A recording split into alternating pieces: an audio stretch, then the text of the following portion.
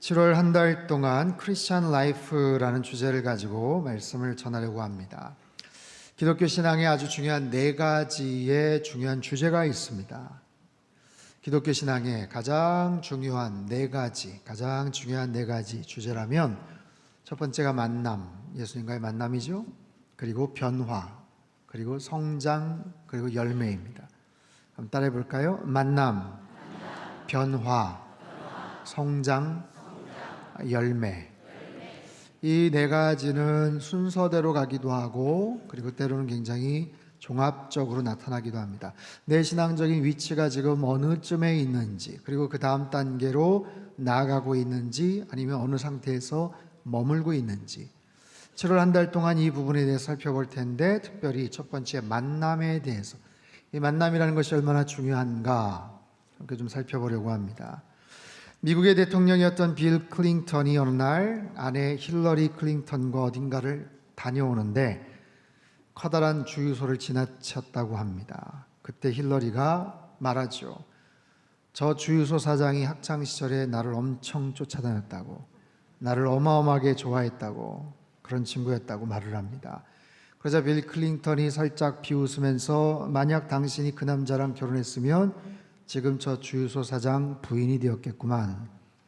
그랬더니 힐러리가 받아칩니다. 아니지, 왜 그렇게 생각해? 내가 만일 저 사람과 결혼했으면 저 사람이 미국의 대통령이 되었겠지.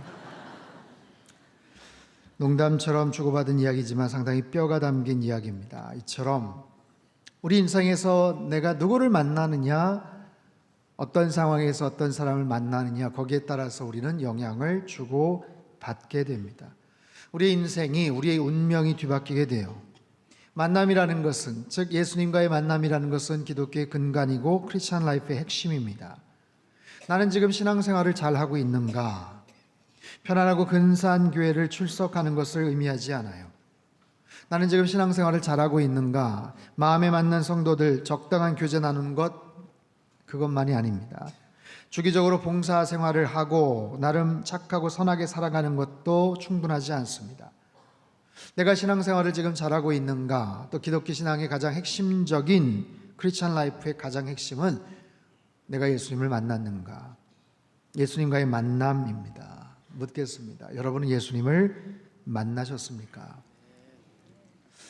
어쩌면 살짝 부담스러운 질문일 수도 있어요. 만났다고 자신 있게 말하기 살짝 곤란한 상황에서 자꾸만 만났습니까 물어보면 이거 뭔가 잘못 신앙생활하는 것 같은 그런 느낌도 듭니다. 그럼에도 불구하고 이 질문은 대단히 중요합니다.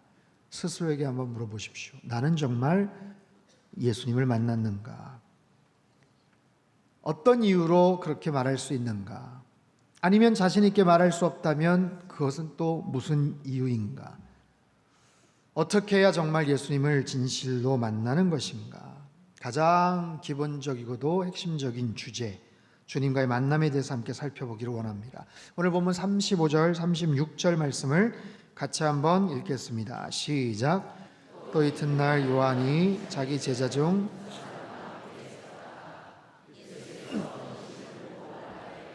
보라 하나님의 어린 양이로다. 자, 세례 요한은 말합니다. 보라 하나님의 어린 양이로다. 그 전에 보면요, 보라 세상 죄를 지고 가는 하나님의 어린 양이다. 세례 요한은 알았어요. 한눈에 알아봤습니다. 저분이 메시아구나. 저분이 하나님의 아들이구나.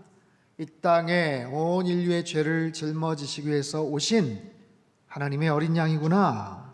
한눈에 깨달았어요. 예수님과의 만난다는 것, 그 첫 번째, 그 만남은 우리가 하나님을 만난다는 거예요.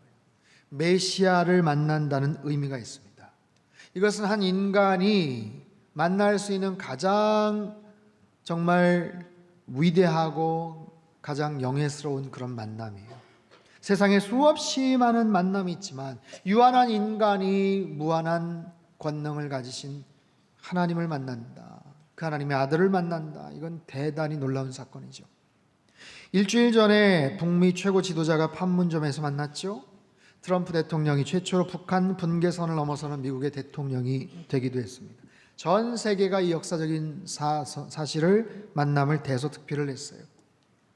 또 흥미로운 것은 그 만남이 트럼프 대통령이 툭 던진 트위터 캐릭터로 성사되었다는 거예요. 한번 만나면 참 좋지 않겠나. 거기에 대해서 반응을 해서 그것이 만나게 된 거예요. 화제가 된 거예요. 역사상 이렇게 중요한 만남이 이렇게 정말 어떻게 보면 대수롭지 않아 보이는 그런 방법을 통해서 만난다는 것. 여러분, 우리가 마치 이거예요. 단체 카톡방에서 갑자기 우리 내일 번개하면 어떨까요? 내일 저녁 식사 시간 되시는 분 어디로 모이세요? 거의 이런 식으로 진행된 갑작스러운 만남이죠.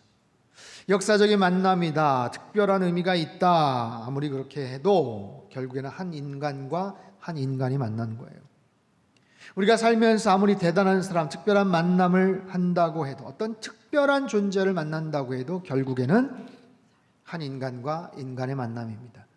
그 사람을 만나서 내가 영향을 받고 또 내가 특별한 변화를 한다고 해도 예수님과의 만남과 비교를 할 수가 없죠. 왜냐하면 예수님과의 만남은 하나님과의 만남이기 때문에 그래요.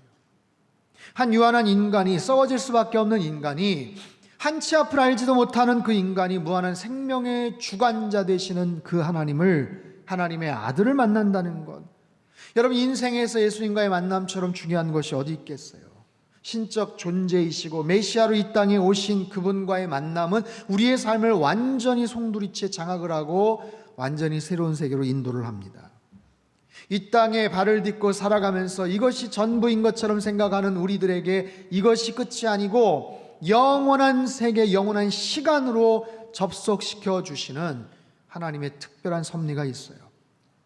이 땅에서 아무리 어떤 모습으로 잘 살든 그렇지 않든 이 땅에서 100년 그렇게 살아가면 죽을 수밖에 없는 존재지만, 이 땅에서 발을 떼어야 되는 순간 우리의 영혼을 영원한 세계 저 천국으로 인도하시는, 완전히 새로운 공간과 장소로 이끌어 주실 수 있는 그런 분, 새로운 세계, 완전히 다른 공간 장소로 연결을 해주고 유일한 통로가 되는 그 예수 그리스도, 그분과의 만남은 실로 대단히 특별한 일이죠. 그 예수님을 만난 사람들은 그래서 특별한 고백을 해요. 특별한 고백. 이건 보통 만남이 아니거든요. 자, 십자가 옆에 로마 백부장, 이분은 진정한 하나님의 아들이셨다.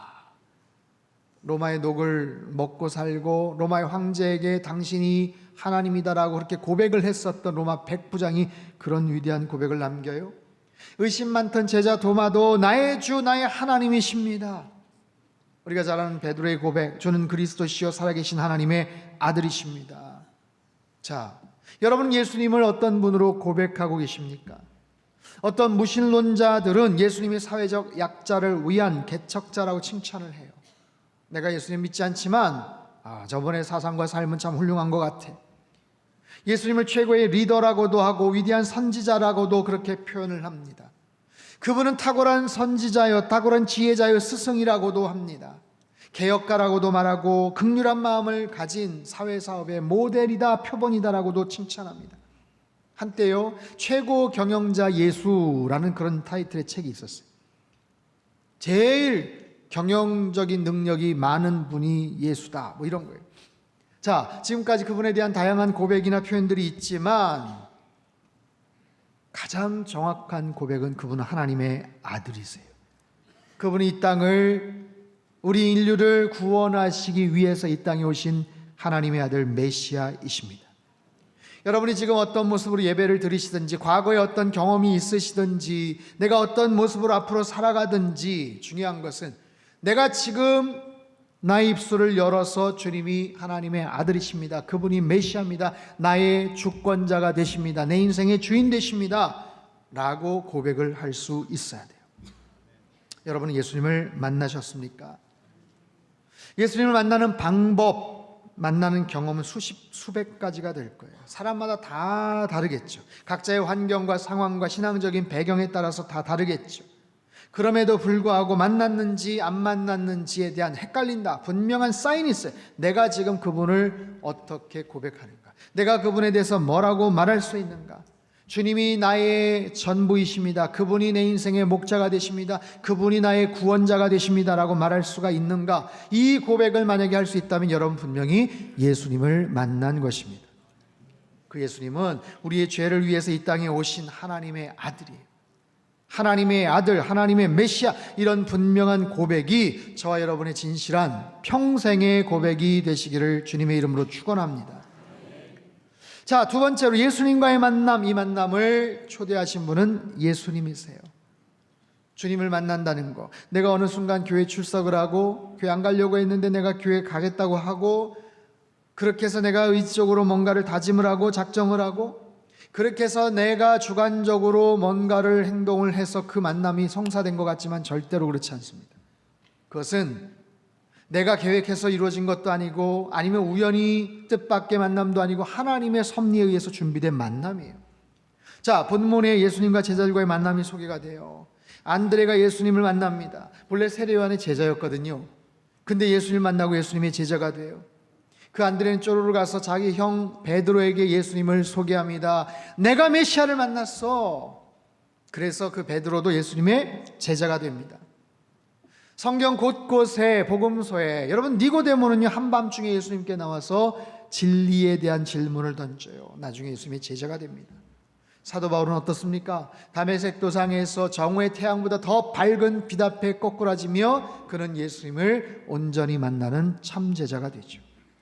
자, 모든 사람들이 예수님 만나고 나서는 예수님의 제자가 되는 거예요. 각자 다른 모습, 다른 환경, 다른 여러 가지 성격 기질이 있지만 결국에 예수님 만나서 예수님의 제자가 되더라고요. 우리 인생도 마찬가지죠.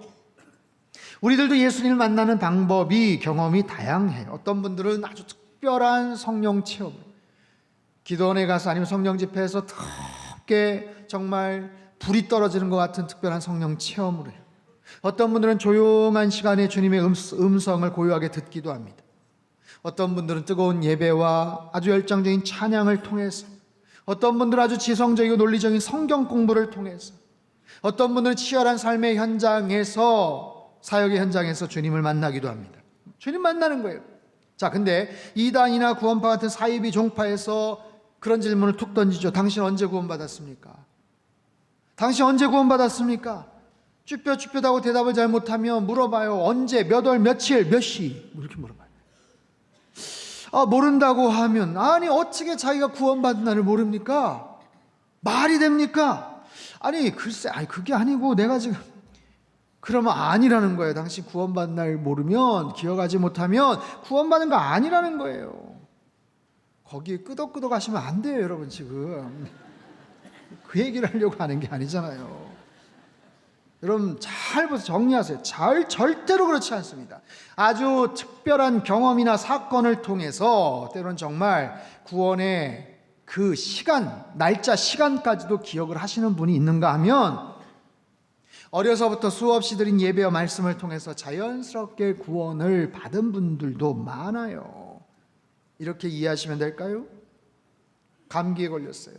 콧물이 찔찔 나오고 재채기가 자꾸만 나오고 머리가 아프고 으실으실 춥습니다. 근데 언제 걸렸는지 잘 몰라요. 알 수도 있고 모를 수도 있습니다. 아까 좀 춥게 입고 나갔더니 그때 걸렸나 보다. 아까 낮에 막 누가 옆에서 콜록콜록 계속 하더니 그 사람한테 옮았나 보다.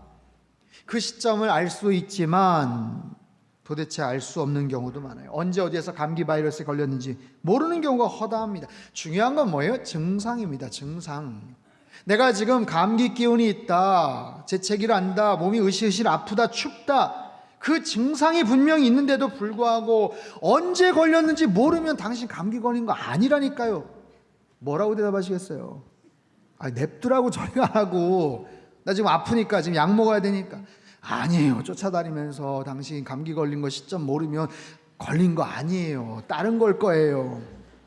혼내줘야 됩니다. 그러면 여러분, 믿음 생활에서 중요한 건 증상이에요. 증상. 영적인 증상이 뭘까요?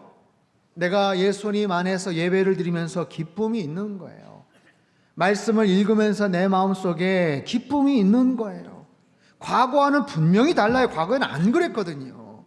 찬양을 드리거나 예배 참석하는 게 그렇게 불편하고 힘든 경험이 있었지만 지금은 그렇지 않다면, 내가 또박 구체적으로 주님을 영접하겠습니다, 그렇게 고백을 하고 기도를 드렸던 적이 없었다고 하더라도 내 마음 어느 한순간에 어떤 상태에서 주님이 찾아오셔서 나의 그 열린 마음으로 들어오시고 주님께 성령님께서 내주하시는 사건들이 있어요.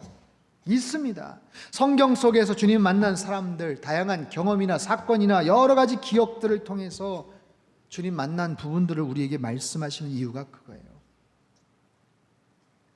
정말로 중요한 것은 뭐냐 하면 그 만남이 나의 노력이나 선택에 의해서 이루어진 것이 아니라는 것, 우연히 이루어진 것이 아니라는 것.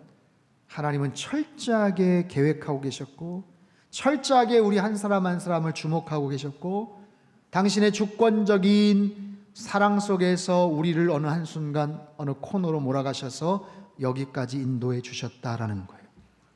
오늘 맥주감사주일이에요. 지나간 6개월 동안 하나님의 은혜에 감사를 드립니다. 지나간 6개월 뿐이겠어요? 지나간 모든 삶의 여정들 한번 생각해 보십시오. 내가 여기까지 오게 된 것이 전적인 하나님의 은혜인 줄 믿습니다. 전적인 하나님의 은혜인 줄 믿습니다. 그렇다면 하나님의 부르심 앞에, 하나님의 그 인도하심 앞에 더 구체적으로 우리들은 반응을 해야 되겠죠. 거기에 놀라운 기독교의 신비가 있고 은혜가 있는 거예요. 나를 부르셨다는 거. 나를 부르셨다는 거. 여러분, 예수님 당시를 생각해 보십시오. 수많은 사람들이 예수님을 만났어요. 기가 막힌 설교를 들었고 기적 같은 그 장소 현장에 있었습니다. 가까운 거리에서 예수님을 만났어요. 봤어요. 그러나 모든 사람들이 다 예수님 믿은 것 아니잖아요. 나 예수님 한 번이라도 보면 나 믿겠다. 거짓말이에요. 본다고 해서 믿는 게 아니에요. 현장에서 예수님과 대화를 나눴음에도 불구하고 그 마음속에 있는 그 죄된 그 속성은 그것을 밀쳐내 버리더라고요. 예수님의 육성 설교를 듣고 예수님을 가장 가까운 거리에서 만났다고 해도 예수님을 받아들이지 않고 믿지 않았다면 그냥 예수님과 동시대를 살았을 뿐이지 아무런 변화가 없는 거예요. 오늘도 마찬가지입니다. 얼마나 많은 불신자들이 우리 주변에 있습니까?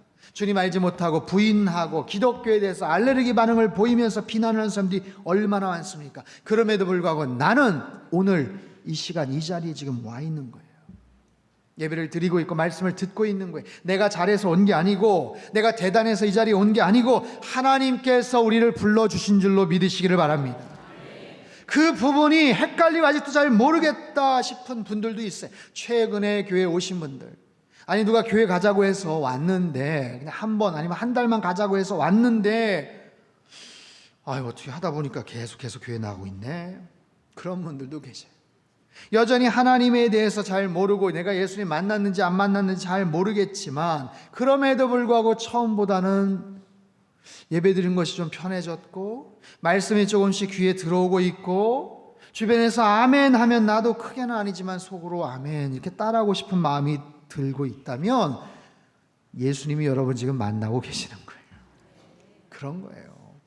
세상에 수많은 사람들이 있음에도 하나님께서 나를 이 자리에 불러주셨고 예배드리게 하신다면 여러분 그 하나님이 여기까지 이 자리에 인도해 주셨는데 앞으로의 남은 삶을 책임져 주지 않으시겠어요?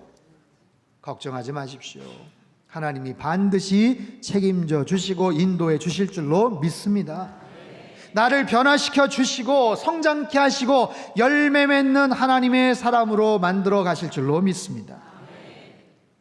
세 번째로 예수님과의 만남, 이 만남을 통해서 우리는 예수님이 이끄시는 삶을 살아가게 돼요. 여러분, 예수님과 만난다는 것은 수지 만난 일이에요. 내가 평상시에 만나지 못하는 유명인을 만났다, 그래서 사인을 받았다, 사진 하나 찍었다, 그것만 해도 기분이 좋은데, 아니면 내가 굉장히 재정적으로 어려웠는데 어떤 특정한 프로젝트가 있어서 거기에 엄청난 무슨 재정 지원을 할 수 있는 어떤 누구 협체 관련된 사람을 만나가지고 정말 숨통이 트입니다. 여러분 그것만 해도 얼마나 행운입니까? 그런데 예수님을 만난다는 것은 내 인생에 그것처럼 수지 맞는 일이 없어요. 자, 오늘 보면 40절서부터 42절까지를 한번 같이 천천히 읽어보죠. 시작.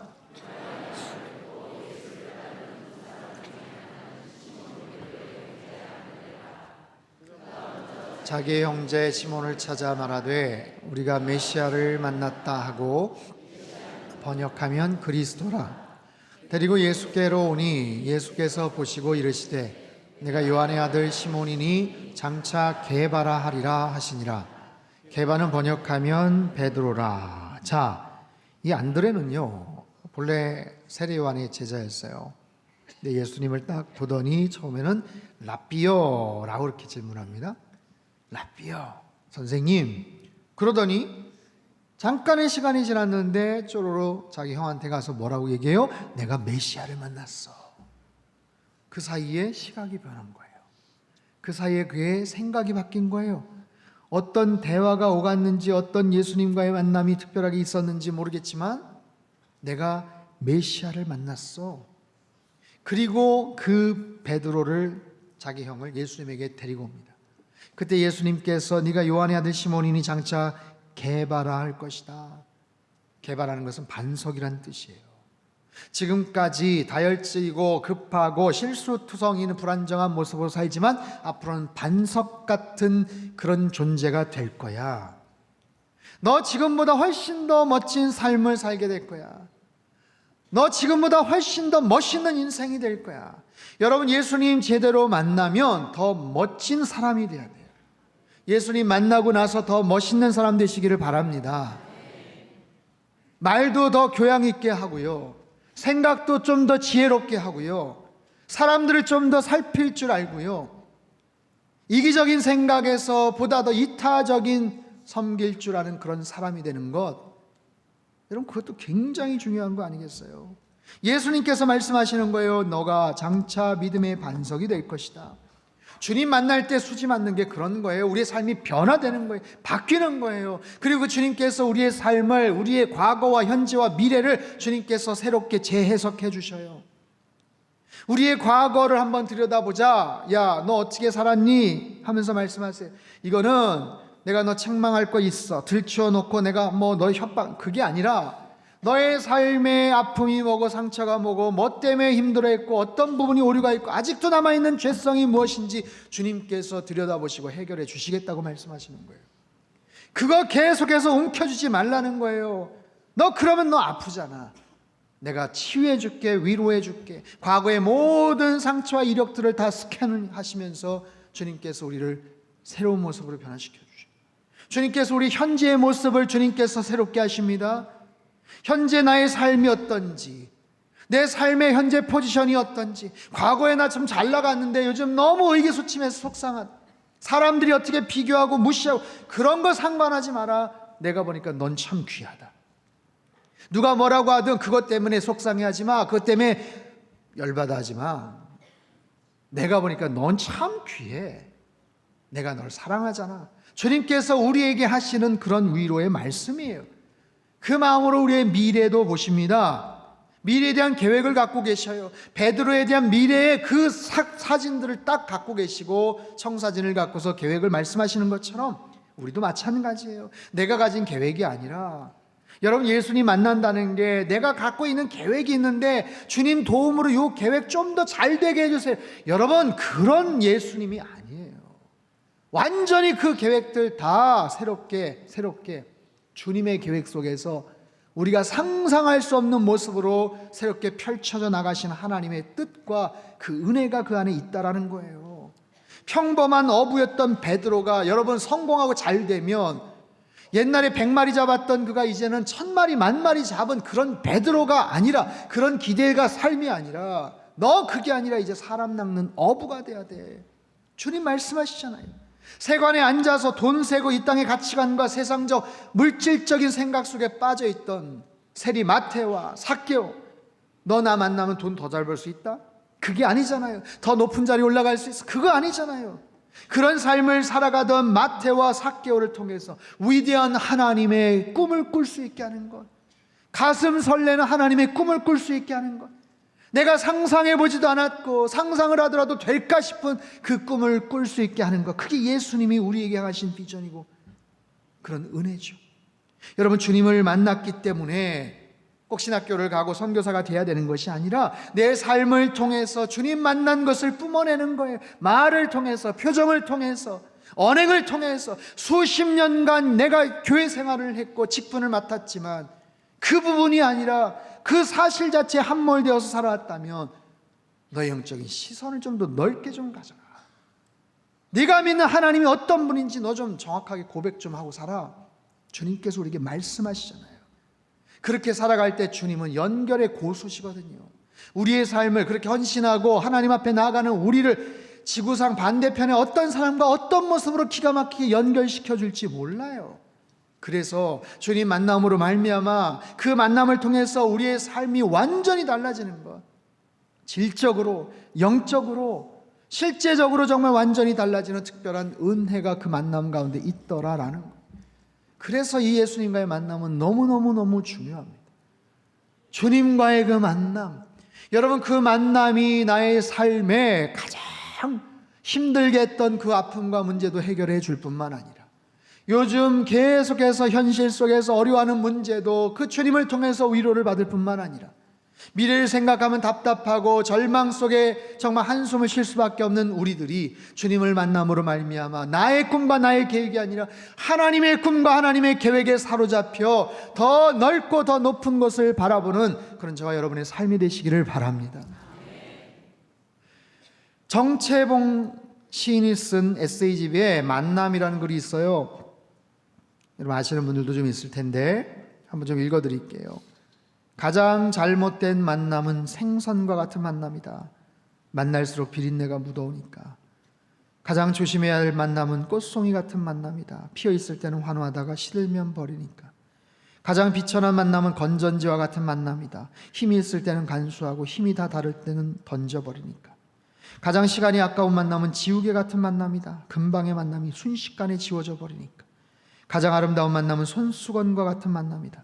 힘이 들 때는 땀을 닦아주고 슬플 때는 눈물을 닦아주니까. 당신은 지금 어떤 만남을 가지고 있습니까? 사랑하는 성도 여러분, 수많은 만남들이 있습니다. 지난 일주일 동안 어떤 만남들을 여러분 해오셨어요? 그 만남 속에서 기뻤던 적도 있고 그 만남 속에서 가슴이 아파하고 속상했던 만남도 있을 거예요. 그 만남을 통해서 새로운 소망과 새로운 용기를 가진 그런 만남도 있을 거고 그 만남과 그 대화를 통해서 낙심을 하는 그런 만남도 있을 겁니다. 하지만 주님께서 우리를 만나 주실 때 그 만남은 우리에게 최고의 만남이 될 줄 믿습니다. 그 만남을 통해서 주님께서 우리의 시선을 바꿔 놓으셔요. 우리 안에 있는 절망을 지워버리셔요. 우리의 삶을 지상에서 영혼으로 바꾸어 놓으셔요. 우리의 삶은 현세에서 영생이라는 시간으로 주님께서 연결시켜 주셔요. 그분과의 만남은 수지 있는 것, 수지 맞는 거예요.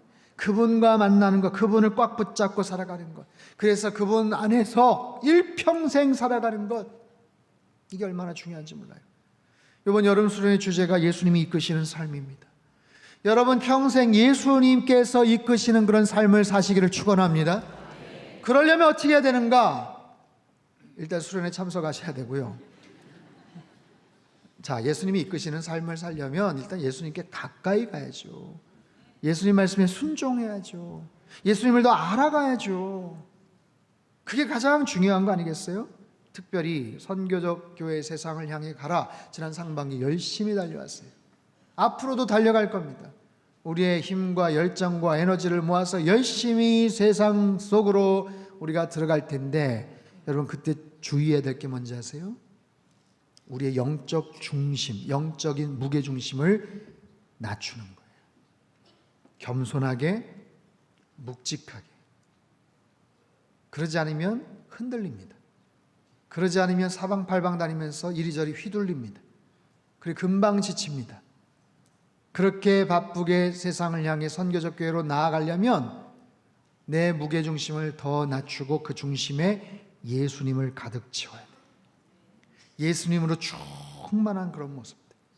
이번 여름 수련회 여러분 꼭 참석하시기를 바랍니다. 예수님을 더 많이 배우셔야 돼요. 더 아셔야 돼요. 그래서 특별히 8번의 강좌를 통해서 수료증이 나갈 거예요. 수료증을 다 받으시길 바랍니다. 이후에 오시는 분들 그 과정을 다 거치셔야 돼요. 인터넷으로 간다? 안 됩니다. 뭐 방송통신대학도 아니고 그건 안 돼요. 오셔야 됩니다. 오셔서 직접 들으시고 빠진 부분이 있으면 다음번에 다른 시간들을 개설을 할 거예요. 어쨌든 이번 기회에 내 안에 예수님, 그 예수님으로 꽉꽉 충만하게 채워나가는, 그래야 예수님께서 이끄실 때 무리함 없이, 불평 없이, 예수님께서 이끄시는데 딴 생각하고 딴 이야기하고 이러면 예수님께서 이끄시기 힘드세요. 예수님께서 이끄시는 주님과의 더 분명한 만남을 경험하는 이번 여름철이 되시기를 바랍니다. 그분을 더욱더 섬기시고 예배하시고 세상에서 가장 존귀하고 은혜로운 만남인 주님과의 만남을 더욱더 힘써 주님 앞에 영광 돌리는 그런 저와 여러분의 삶이 되시기를 주님의 이름으로 축원합니다. 우리 기도하겠습니다. 하나님 아버지, 우리 평생의 가장 소중한 만남이 예수님과의 만남인 줄 믿습니다. 그 만남을 통해서 영생에 대한 소망을 갖게 하시고 모든 절망과 혼란과 속상함과 어려움에서도 주님께서 위로하시고 새로운 소망을 허락해 주시는 것 감사를 드립니다. 하나님, 지나간 6개월 참으로 감사드립니다. 여기까지 인도해 주셨습니다. 앞으로도 주님께서 인도해 주실 줄로 믿고 일평생 주님께서 인도하시는, 주님께서 이끌어 주시는 그런 삶을 살아갈 수 있도록 축복하여 주시옵소서. 날마다 주님과의 만남 속에서 과거 어느 한 시점에 고백했던 기억이 가물가물한 그런 고백이 아니라 정말 날마다 주님을 사랑한다고 주님 앞에 온전한 신선한 믿음의 고백을 날마다 드릴 줄 아는 하나님의 사람 되게 도와주옵소서. 귀하신 예수님의 이름으로 기도합나이다.